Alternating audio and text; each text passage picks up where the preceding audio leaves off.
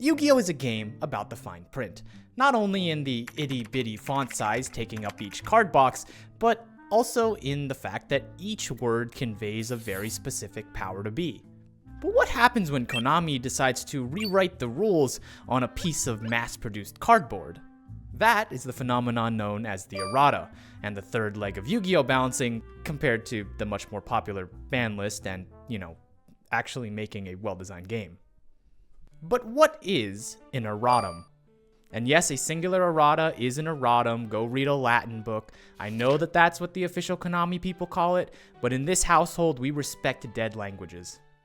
Per Wikipedia, erratas are changes to any part of the text of a card, other than the card number, that occur between reprints or in the Yu-Gi-Oh card database. Now, not all erratas are made equal. In fact, most old cards that you know probably have been errataed at some point in time. There's a large subset of old Yu-Gi-Oh cards that have had their text warped in some way, shape, or form in an attempt to get some semblance of logical reasoning out of them, often referred to as problem-solving card text. Sometimes Yu-Gi-Oh cards are errata just to fix archetypal problems, like when Cybertech Alligator had to have his effect errata to include the text, "This card is not treated as a cyber card." Also, this lowly monster wouldn't get the benefits of years and years of Cyber Dragon support. And sometimes erratas are made just to fix genuine misprints, like when Aluber, the Jester of Despia, had his on-summon effect changed from add 1 Despia spell trap to add 1 branded spell trap, allowing him to properly fetch a few more important cards. But the erratas that I really want to talk about are functional erratas. Erratas made almost exclusively to cards on the Forbidden and Limited list to try to bring their power level back down so they can walk free. Like when Catapult Turtle had its effect of offer 1 monster on your side of the field as tribute to inflict direct damage to your opponent equal to half of the tributed monster's attack, given a soft once per turn to ensure that players wouldn't get the idea to stockpile arms to launch a first turn kill warhead. And while the idea of going back and rebalancing your game is in no way a unique innovation from Konami, trust me, they're not very good at that, I think the problem with these erratas greatly outweigh their benefits. For starters, Yu-Gi-Oh is a paper card game, and old copies of cards are always out there floating in the ether like some old cringy Xbox gamer tag.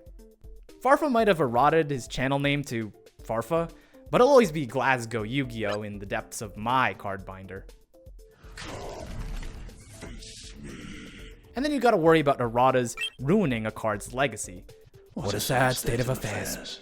That a man can read a Ring of Destruction in the modern game and not have to be subject to the original OG's effect of causing a million tie games. I feel like these type of cards and iconic interactions should be preserved on a ban list to showcase the history of the card and of the card game. After all, some of the most iconic cards in the game, Pot of Greed, Graceful Charity, are absolutely never under any circumstances going to be playable at any point in time.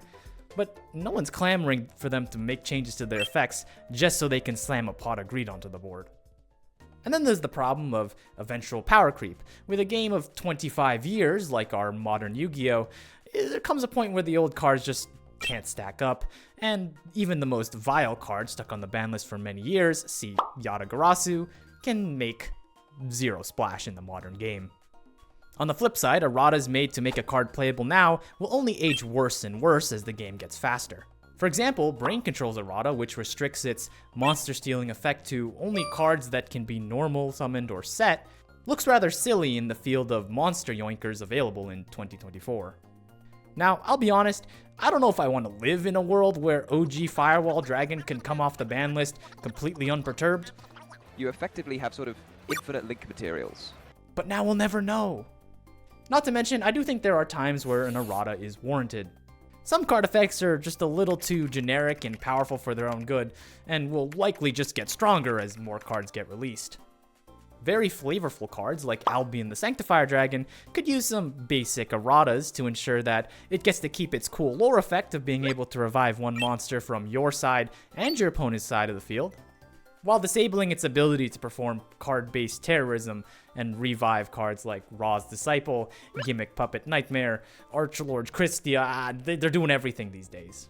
Finally, with digital Yu-Gi-Oh becoming much more accepted and much more mainstream with the help of Master Duel, erratas are just like any other balance patch. Seriously, have some intern type a few words and see if he can get Halka Fibrax unbanned.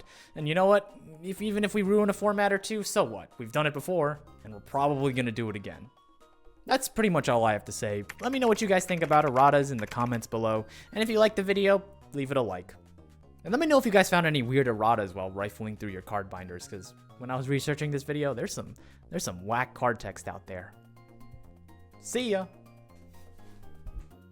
Of reviving two monsters, just like my favorite Japanese anime that will happen, right, Konami?